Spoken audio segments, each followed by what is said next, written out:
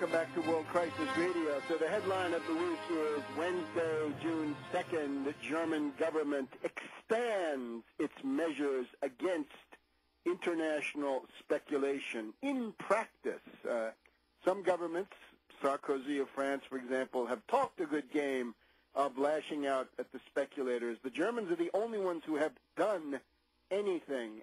They need to be supported. What we're headed towards is a world where there are two blocks. There's a pro-speculation, pro-derivatives, pro-hedge fund block dominated by zombie bankers. That would be the U.S. and the British.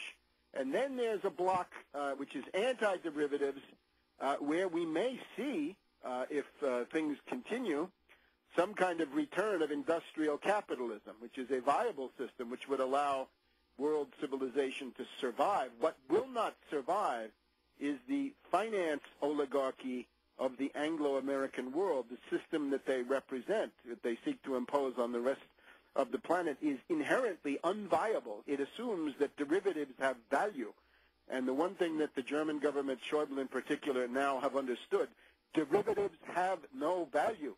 Derivatives have negative value. The more derivatives you have, the poorer you are, the deeper in the crisis you are, the more distorted your financial system, your economy, and indeed your politics and social life will become. The conflict now moves to Seoul, South Korea. The G20 meeting in South Korea starting basically, well, for the West, it's Friday today. It starts Saturday, so it's starting in a few hours before the program is completed here. So the finance ministers of the G20, and they will be meeting over there in Korea. I would stress again, some of them will be picking up a copy of the Gwangju News and find an article there, a two-page interview with me, which appeared in the April issue of the Gwangju News. You can see it at my website, tarpley.net.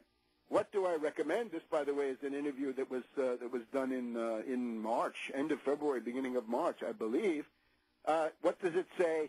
Ban credit default swaps, ban hedge funds, ban collateralized debt obligations, do some elementary self-defense against the speculators, impose a Tobin tax of 1% on internet of really all speculative transactions, speculative being over $1 million per person or per entity, and then seize your central bank. Get a hold of the credit-creating capacity of your central bank, nationalize it, make it into a national bank, and force it to put out 0% national credit for massive infrastructure building, public works, public infrastructure, 0% credit, millions of jobs, 30 million jobs for the United States and correspondingly for the other countries. Break the power of the international financier oligarchy, break the power of the private central banks that they control,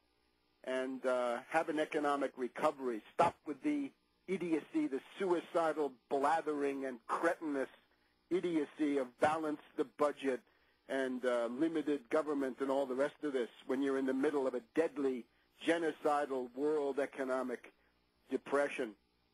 So the measures that will be discussed in South Korea include, first of all, the German bans on the naked shorting of stocks, the naked shorting of bonds, and the naked credit default swaps. I would say go further than this. Ban all credit default swaps. They are illegal.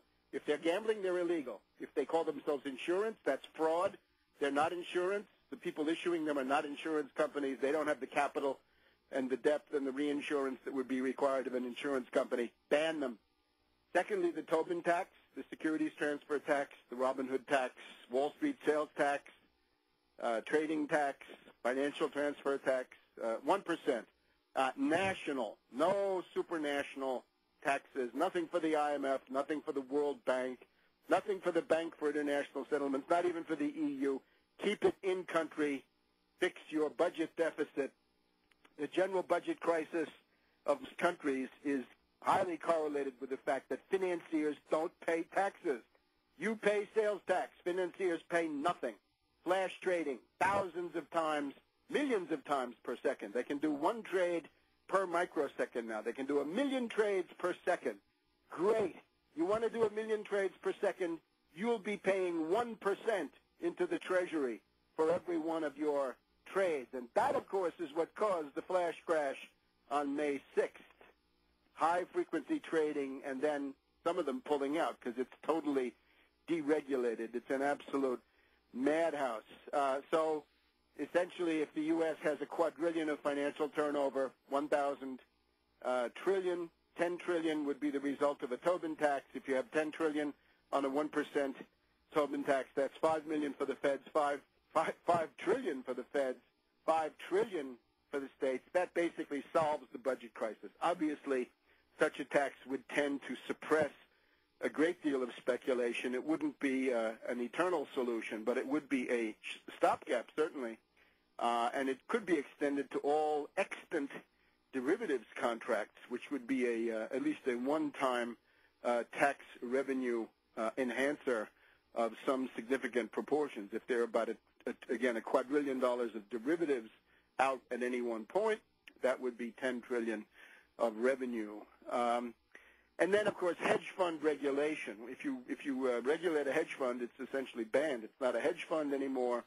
So that's also coming through. The German government, especially strong on the banning of the naked shorts and naked credit default swaps. German government strong on the Tobin tax. Again, make it a national tax, not a supranational tax. And the Byzantine Eurocrat bureaucracy somehow going through the motions on hedge fund regulation. Germans will probably have to force the issue on that one, too, and I hope that they do. Now, in the meantime, the speculators are not idle. The speculators are grouping for a counterattack. Here's the speculating the counterattack from the hedge fund hyenas and zombie banks. Last week, the Financial Times of London, the voice of the more extreme elements of the City of London banking community, put out a rumor that China was about to dump the euro, that the Chinese were deeply disturbed by the falling quotations on the euro, the crises of the various government bonds in the eurozone, and therefore the Chinese were, according to the Financial Times, they were essentially saying, we have been diversifying out of the dollar into the euro. We're now going to stop doing that. We're going to essentially stop buying the euro, and indeed we're going to start selling it. This led to a significant fall in the euro for a day or two. However, it turns out that this was a completely manufactured, planted story, a big lie put out by the Financial Times to try to provoke a bear raid against the euro. In other words, another example of Anglo-American financial warfare against the rest of the world. We'll be back in a minute to see how this lie was exposed